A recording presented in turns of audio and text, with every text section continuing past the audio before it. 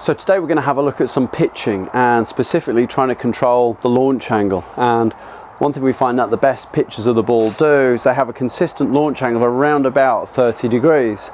And it can be quite difficult sometimes without the help of a launch monitor to measure this. So we've come up with this little concoction with the help of various coaches just to find out the best way you can do it. Now you can see what we've got here: 2 aim sticks, swimming pool noodle. I've got them held in with a couple of little traffic cones. You could use a couple of range baskets. Obviously if you're practicing on the grass, just stick them straight in the ground.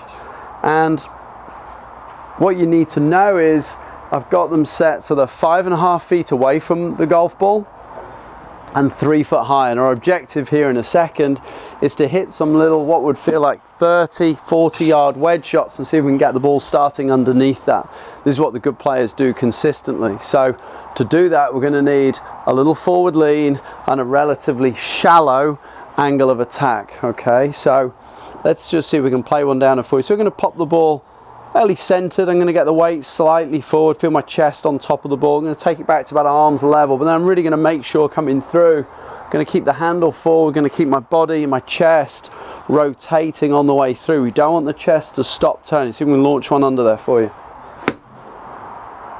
That's come out lovely. That felt great. That's going to come out low, loads of spin on that golf ball. And again, I just really felt there that in order to do that, we just kept the handle forward of the club head, but importantly, do keep your chest moving through the ball. Now this would be a great practice station for you, be a great feedback for you when you're practicing. One more, so ball relatively centered, maybe a trifle back in the stance, but not too much. Weight slightly forward. Again, keep the shaft forward, keep the body turning through the ball, and we can see that's coming out nice and low. So I'd really recommend, if you've got the chance on the range, to practice with something like this and really try and control that launch angle.